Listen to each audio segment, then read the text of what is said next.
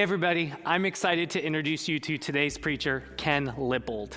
I first met Ken in a group of pastors that meets together from around the country, and I don't know if he knows this, but we refer to him as our Tim Keller.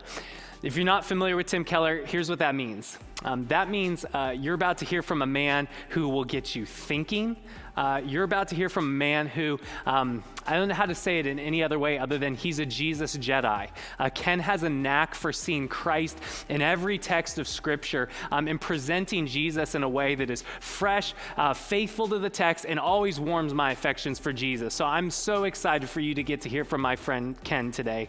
And it's not even just his preaching ministry, it's who he is. It's Ken and his wife Emmy spent years living in Europe training ministers and leaders for how to reach a post-Christian culture with the good news about Jesus. How do you talk to your non-Christian friends about Jesus when they're not coming from a Christian background anymore? Ken is excellent at this, and so I'm so excited for you to get to hear from him today. The last thing I want to tell you is that Ken and his wife were spending years in Europe. Now they're back here in the States pastoring Christ Church in LA, where they're putting to use that training of how to reach a post-Christian culture with the good news about Jesus. And so I think we have a lot we can learn from him today. Honored to have them here with us this morning. Would you welcome forward my friend, Ken?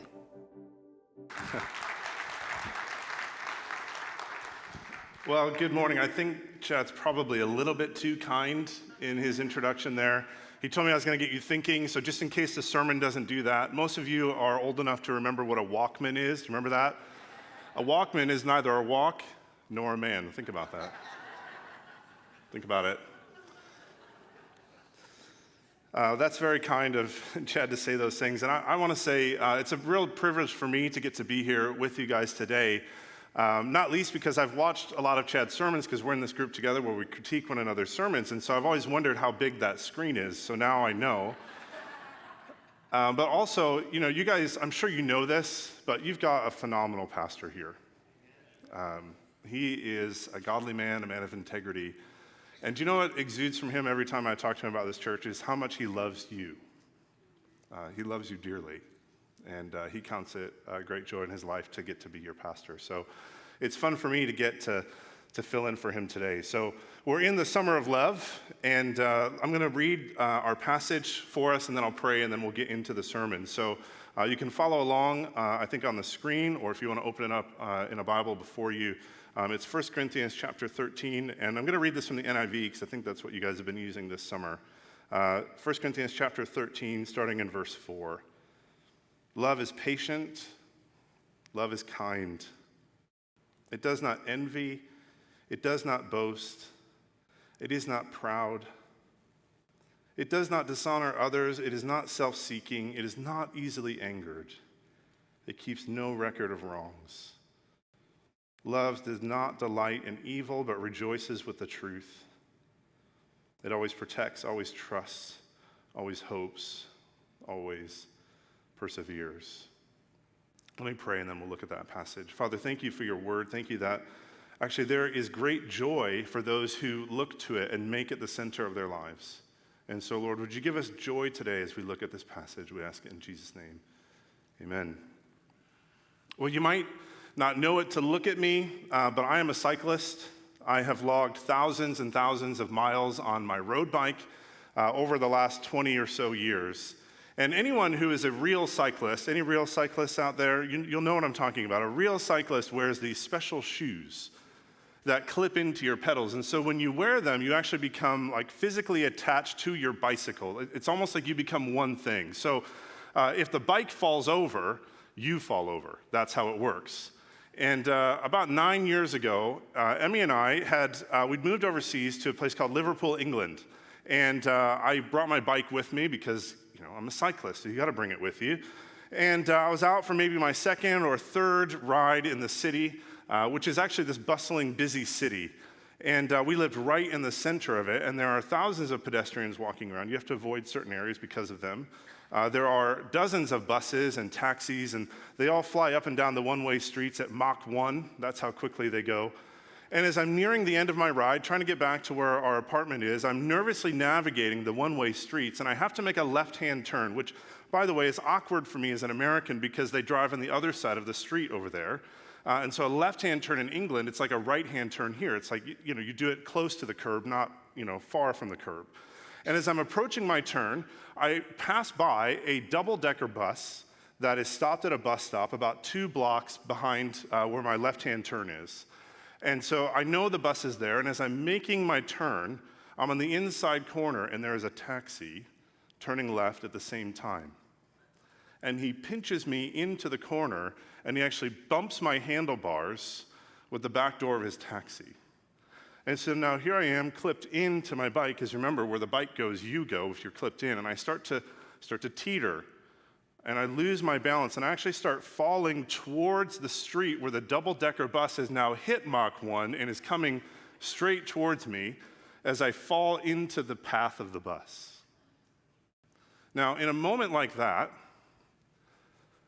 instinct takes over. Your instinct takes over. And your instinct could be the difference between life and death, or at least between walking away and a life-changing injury. Now, believe it or not, you can actually prepare for a moment like that. And in other words, you can train your instinct so that what comes out in the crisis moment, the moment of catastrophe, is the response that you would want. You can train yourself that way. And what I hope has emerged for you as you've gone through 1 Corinthians 13 is that love actually works in the same way. Love can actually become instinctive. It can become the way that you live naturally. And what I want us to see from this passage today is that the more you put self-denying love, the kind of love that 1 Corinthians 13 talks about, the more you put self-denying love into practice, the more it becomes part of you, the more it becomes an instinct. And so what this text shows us is that love, it's the most excellent way to live. Of all the ways a person could live, you could choose to live, Paul says the most excellent way to live is the way of self-denying, self-sacrificing love for others. And while that might be true, it's hard. It's a really, really hard way to live. And it's easy to read this passage and go through it all summer long and throw your hands up and say, I'll never live up to that. I could never live that out. I could never live it out because most of the time I don't feel like living it out. And I get that, me too.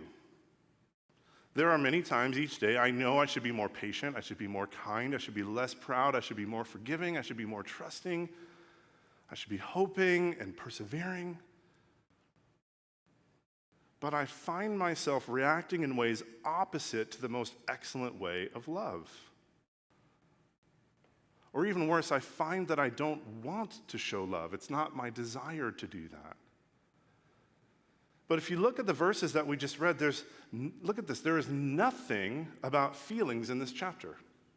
Go home and reread it later today. You'll find nothing about feelings in this chapter. Everything that's mentioned in this chapter is to describe love is a behavior. They're all behaviors. And here's an implication that emerges from this passage that shows up all over the Bible. Here it is. It's much easier to act our way into feelings than it is to feel our way into actions. It's much easier to act your way towards feeling something than it is to say, oh, I'm going to, try and build up this feeling within myself and then I'll act appropriately. No, feelings follow actions. If you wait until you feel like exercising self-denying love, you'll wait a long time. And so will the people around you who are in need of that love. And by the way, the downside to that personally for you is that if you don't learn to do this, you'll never actually experience the joy that comes from giving out self-denying love for the sake of others. And by the way, if you don't begin to practice this kind of love, you will actually plateau. You'll get stuck in your Christian maturity. And my guess is if you're a person who's feeling like, oh, I've been a Christian for a long time, but I feel like I'm stuck, it might be because you're not practicing love. I'll put it another way, if you want to grow more mature as a Christian, the way to do that is to learn the most excellent way of self-denying love. And so this section of 1 Corinthians 13 that you've been looking at all summer, it's not about feelings, it's about behaviors. In other words, it's about the practice of love. And as we look at this passage, you'll notice in there, by the way, there are 7 positive statements and 8 negative ones. 7 descriptions of what love is. It's patient, it's kind, it rejoices with the truth, it always protects, always trusts, always hopes, always perseveres. And 8 negative ones. It's not boastful, it's not proud, it's not self-seeking, and so on. And we're going to focus mostly this morning on the phrase love always perseveres, because that's where we're at in the series.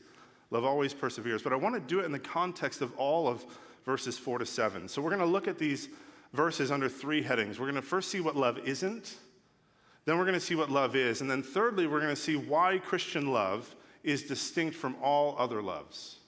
Why Christian love is distinct from all other love. So first, what love isn't. And because you've already looked at all these in great detail, I'm only going to spend a minute to focus on one of these negative descriptors of love, one of these things that says love isn't this in detail from those 8 descriptions. Because I want us to be able to see what happens when we practice the opposite of love. In other words, who we become when we regularly practice the opposite of love. So in verse 5, it says, love is not self-seeking. And this one, actually, it unlocks all the other negative descriptions of love. So think about it this way. A self-seeking person, don't they become envious? Don't they become proud and boastful and dishonoring of others? Isn't a self-seeking person easily angered? Doesn't a self-seeking person keep record of wrongs? And don't they actually delight in evil when their rival suffers? Now, when I think of a self-seeking person, I can't help but think of seagulls. And I know for many of you, a seagull, it conjures up images of wonderful beachside vacations as a child. You actually enjoy the noise of a seagull flying around. But I just want to say, try living with them constantly, like Jane Goodall style seagull living. And I'm sorry to talk about Liverpool so much, but that's the city where we lived for a long time, and it's a coastal city, and when we were there was never a moment when you were outside or even inside when there wasn't at least 1 or a dozen seagulls present with you at all times. If you were inside, you can guarantee that all dozen of them were up on the roof, and at least one of them was looking in the window, like reporting back to the others what you're eating. You knew that they were always with you. And they were always squawking as loudly as possible. The city had a soundtrack of just seagulls squawking in harmony. And I did the research on this. There's a big university there. I asked them to help me with this. I did the research on this. There are more seagulls in Liverpool than oxygen molecules. That's how many are there flying around the city. And every single day, I used to walk past this fast food chain on my way to and from work. And every morning for a year, without fail, I'd see this seagull outside this restaurant with its beak in a little bag of potato chips.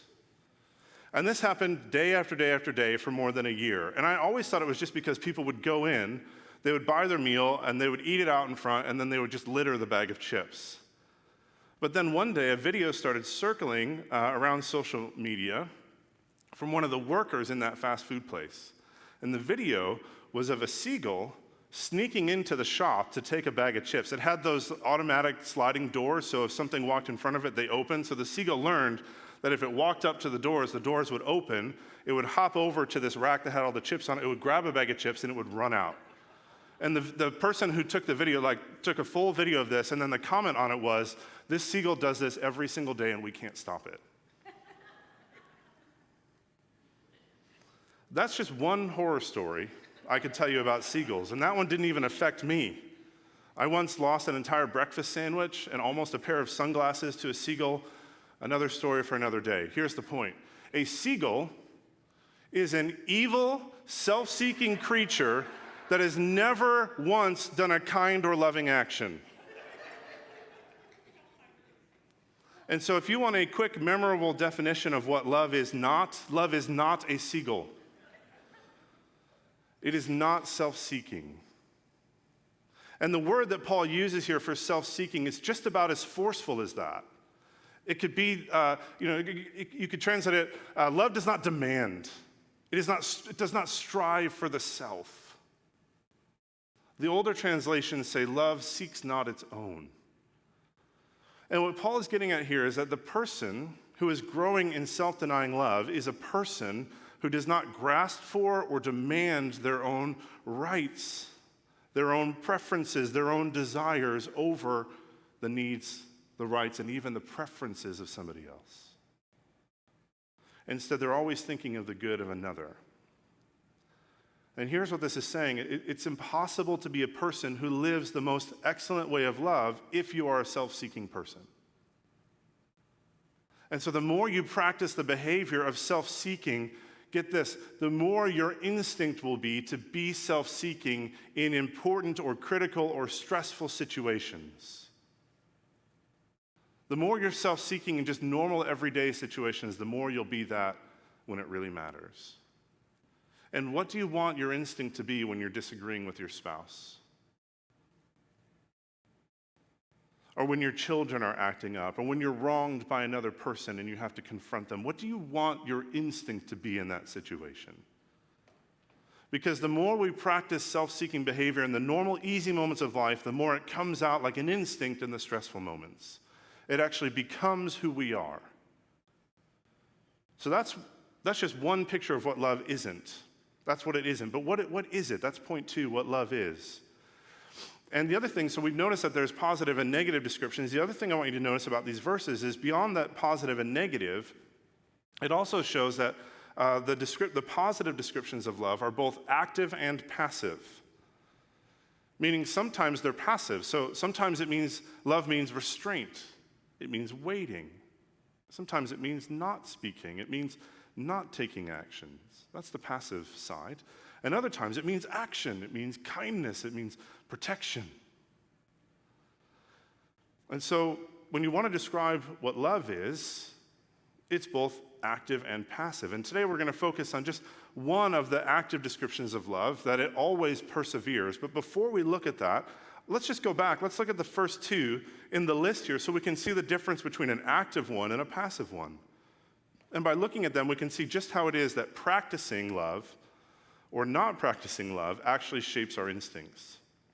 And you see that in these first 2 that Paul mentions. He says, love is patient, love is kind. Patient, that's passive, meaning it's more about restraint. It's about not doing something. It's about waiting. But love is kind, that's active. Kindness is something that you do for the benefit of another person. And if I'm honest, I actually hate that these 2 are first in the list. Because these 2 are the most difficult for me. I can't get past these 2. I begin reading this passage, I'm like, well, okay, let's work on these. And actually, the thing is, they go together. They're like a unit, if you think about it, because impatience almost always leads to being unkind. If you're impatient, doesn't that make you unkind to the people that are making you wait? Now, maybe it's a little too cliche to do this, but I'm from Los Angeles, and LA has a reputation, if it has a reputation for anything, it's traffic. Am I right? That's the reason none of you ever visit there. And I'm kind of okay with that, because if you come, then traffic gets worse. But as soon as you find out I'm from LA, you assume that I spend 6 hours a day in my car to travel 10 miles, and I'm going to go ahead and let you keep believing that stereotype. But the thing is, I'm not so bothered about the people who cut in front of me on the freeway or who pull out in front of me at an intersection, though that is annoying. I'm not so bothered by them. I'm bothered by the people who seem to drive unnecessarily slow in situations where they don't need to. And I was saying to someone the other day that I wish I had, do you remember those old school CB radios that truck drivers had? I wish that every car had one of those so that I could communicate with the car in front of me. And I could say, hey, I'd start out really, really kind to them. Be like, hello, white Toyota. Where are you headed today? Oh, that sounds really nice. Would you just go ahead and go there? Just go. And I can be seen regularly in the car because I don't have a radio doing this.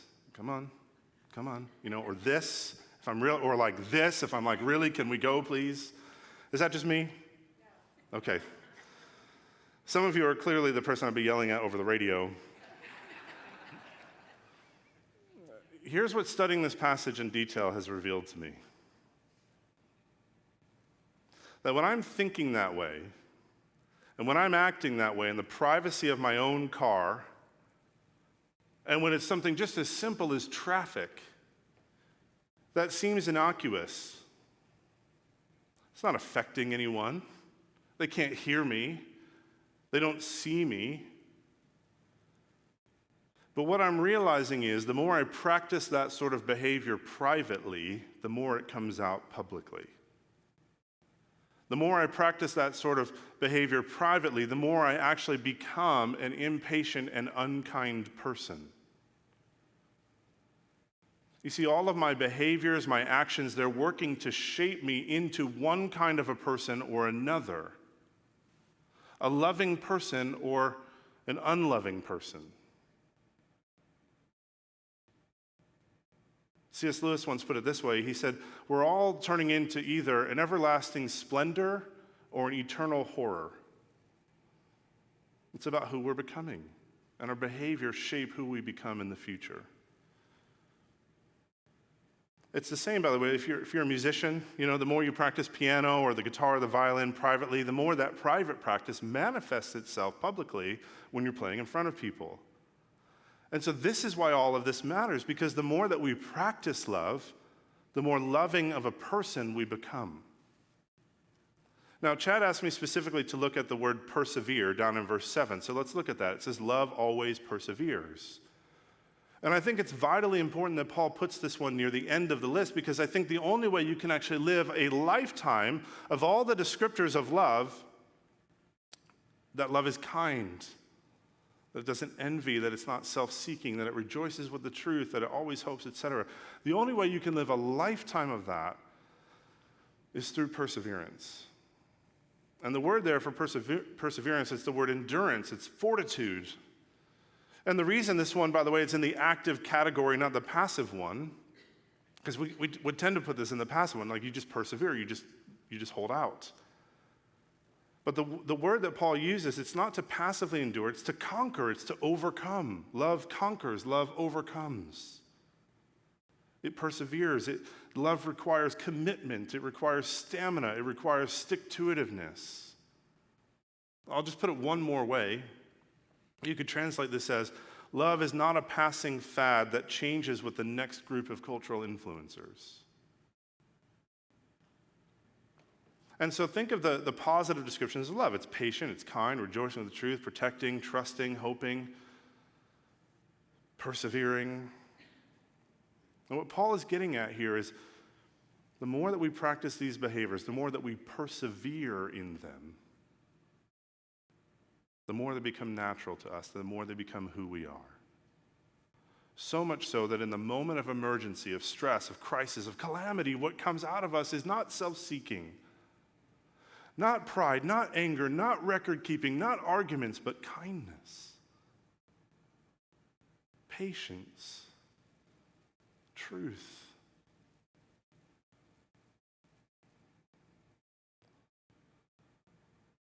It is actually possible to train ourselves in the most excellent way of love so that love becomes our instinct in all situations. Now, back to that street corner on my bike in Liverpool. You were wondering if I was going to finish that. I know. I did that to you. Now, remember I said in a moment like that, instinct takes over. And when I first started riding with clip-in pedals 20 years ago, I kept falling over. I'd clip in, and I couldn't even get one rotation of the pedals before I'd fall over. And I asked a friend who had been cycling for 20 years, I said, how do you do this? How do you make sure that you don't fall over? And I'd finally get up and going, and I'd come to a stop, and I'd fall over. And he said to me, you just have to train yourself. Pick which foot you're going to clip out, and do that every time. And just, every time before you go on a ride until it becomes instinct to you, just clip out. So I said, okay, it's going to be my right foot. I'm always going to clip out my right foot. And so for probably the first 3 to 6 months of riding, I would tell myself, and I probably instinctively in my head do this without even realizing it, as I'm coming to a stop, I always just say, clip out right in my head, clip out right, clip out right. And I did it over and over and over and over again. On ride after ride after ride, at this point for probably 10 years. And that's what took over in that moment of certain death. Without even thinking about it, I instinctively clipped out my right foot, which just happened to be the direction I was falling, clipped out my right foot, placed it on the ground, stabilized myself as the bus went whizzing by. Now, this is how it can be with love. that the more we practice love, the behaviors of love, over and over and over again, despite our feelings, the more it becomes our instinctive reaction in all situations, no matter how stressful. Now, let's just take a step back and look at the person who loves this way. Just glance over verses 4 to 7 again and think about a person who has all the positives and none of the negatives. And don't you want to be loved by this person? Isn't that who you want to be loved by? Or even better, don't you want to be this person? You want that to be your reputation for who you are? This is the reason that most of the world seems to, they reject the rest of the Bible, but they love 1 Corinthians 13. Go to any pagan wedding and they're reading 1 Corinthians 13. They respect, they accept this chapter of the Bible as truth because look at the love you can receive if you're loved by this person. Or if you can live it out, look at who you can become. In fact, let's do a little exercise. I read this once in a book. I'm going to put verses 4 to 8 up on the screen. And I've just put a little blank everywhere you find the word love. And I want you to take a minute and read this. And everywhere you see the spot where it should say love, I want you to replace that with your name. So for example, Ken is patient. Ken is kind, etc. Just take a minute and do that.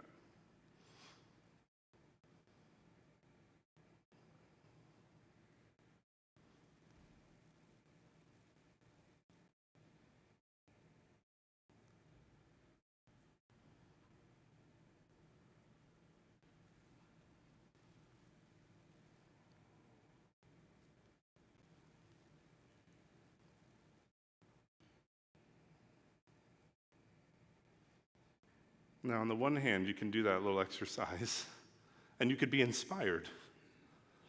You could think, I could become that.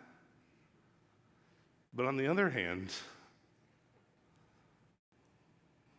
it's not too long before you realize it doesn't really describe you very well, does it? You might not even be able to get past the first descriptor. But this is the point where Christian love becomes distinct from all other loves. And this is point 3, why Christian love is distinct from all other loves. Because think with me about who this passage does describe. Now, when Paul wrote these words, who was he thinking of? Who could he have had in mind? And there's really only one option. It could only be Jesus Christ that he had in mind. And so let's do that exercise again, but replace the word love with the name Jesus. Jesus is patient. Jesus is kind. Jesus does not envy. Jesus does not boast. Jesus is not proud. Jesus does not dishonor others. Jesus is not self-seeking. Jesus is not easily angered. Jesus keeps no record of wrongs. Jesus does not delight in evil but rejoices with the truth.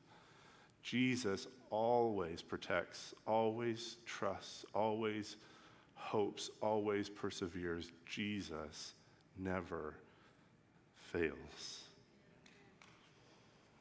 And this is where point 3 comes in. Because what we could possibly not ever do, Jesus Christ did to perfection. Christian love is distinct from all other loves because it's modeled after Jesus Christ himself. In 1 John chapter 4, the Apostle John says this one sentence. He says, God is love. Jesus Christ from all of eternity is God, and he has experienced the perfect self-giving love within the Trinity of Father, Spirit, and Son.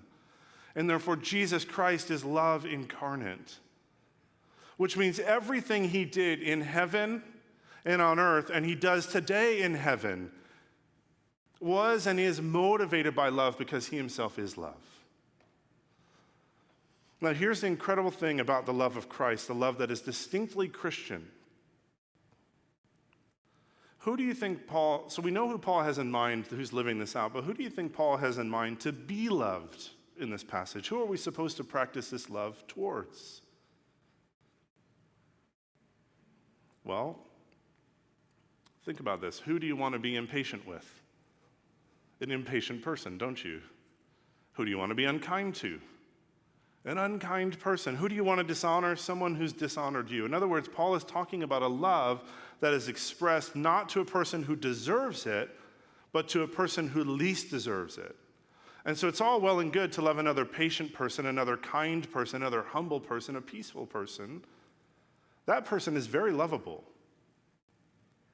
But to love an impatient person, to actually be patient with them, an unkind person, to be kind to them, to love a proud person, an angry one, that's another story because that person is unlovable. And so when are you exercising the most amount of love? The reality is we are most loving when we love the unlovable. We are the most loving when we love the person who doesn't deserve the love. And this is what makes Christian love distinct from all other loves.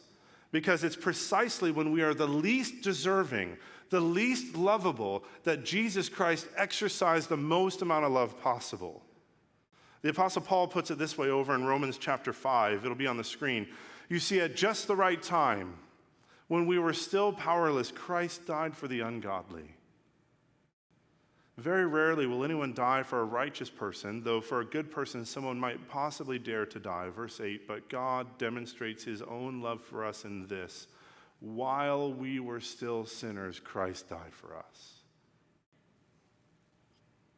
And so when did Jesus Christ give his life? When did he give his body over to torture and death? It was while we were still sinners.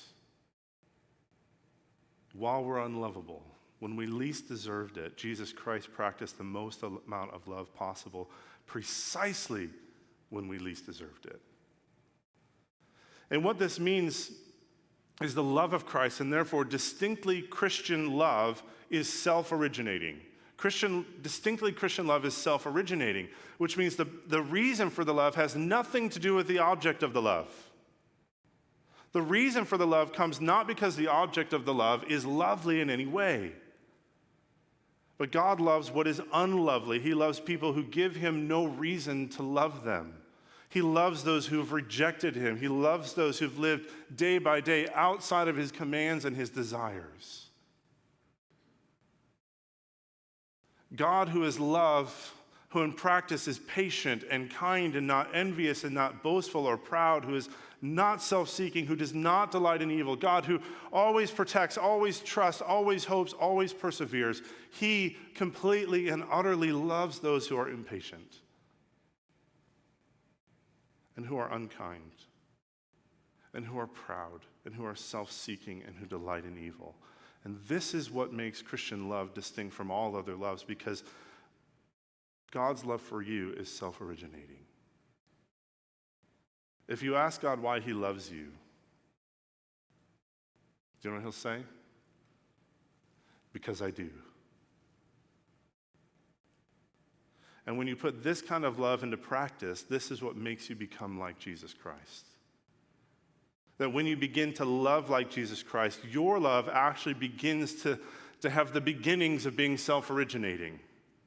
Practicing this kind of love over and over, day after day after day, is what matures you as a Christian. Because this is the love of Christ. It's self-originating, self-giving love. Now, at the beginning, we said that if we really attempt to put this kind of love into action, it's pretty quickly that we want to throw our hands up in the air because we just don't feel like loving this way. We might even want to love this way, but when the time comes to actually put it into practice with a person who really, really doesn't deserve it, the feelings likely won't be there. So what are we to do? Well, this is where that idea of perseverance comes back in. We have to persevere. That's something I say a lot at my church is, and I said it earlier, it's much easier to act your way towards feelings than it is to feel your way towards actions. So feelings follow actions. And let me just return briefly to an idea that we started with, that none of what Paul has said thus far has to do with the feelings of love. All of these are the behaviors of love. And so here's the point I'm trying to make. It's nearly impossible to feel our way towards self-denying love. Most of the time, we won't feel like doing it. Or even if we do have the positive feelings of self-denying love, those feelings tend to fade away very quickly when we get into doing it. And so we need perseverance. We need to persevere in the actions of love despite our feelings if we truly want to become loving.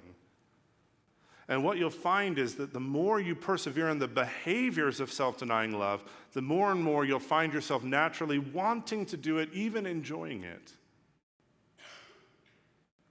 But how do we get to that enjoyment? How do we get to the joy that comes from being a truly loving person? It's only by practice.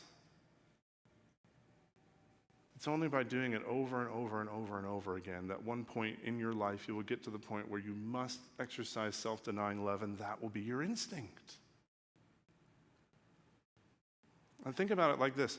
Looking at paintings does not make somebody a painter. Listening to music does not make someone a musician. You have to pick up the brush and dip it in some paint and put it on the canvas. You have to sit down at the piano and strike some keys. And so in the same way, we can love by no other way than persevering in the practice of love. And so as we wrap this up, just think with me for a minute. For whom in your life do you need to practice love? Who's the person that doesn't deserve it? Is it your neighbor? Is it your spouse? Is it your kids? Is it a colleague? Is it the person on the other end of the service call? That is the place that you need to let your actions of love go before your feelings of love. That is where you and I need to practice love when we don't feel like it, because if we practice it enough, eventually, not only will it become our instinct to love that person, that will actually, get this, we will actually get to the point where we receive joy from doing it. And when we do that, imagine the impact. Imagine the impact in your family, in your friendships, in your office, in your marriage. Imagine the impact in your city if a church like yours can practice this distinctly Christian, self-originating, self-giving love. That's the kind of stuff that changes the world. And so if we can continue to grow in our practice of this kind of love, then there's no end to what God can do in our relationships and in the places that we live. That's why love always perseveres. And you're going to need, and I'm going to need God's help to do that. So let me pray and ask him for his help. Heavenly Father, we need your help. There's absolutely no way that we could over and over and over again practice self-denying love without your help, without your Spirit strengthening us, without you, through your Spirit, pouring out your love into our hearts. And so, Lord, would you do that in order that we could then let that overflow out of us into the lives of particularly those who least deserve it. And we ask it in your Son's name.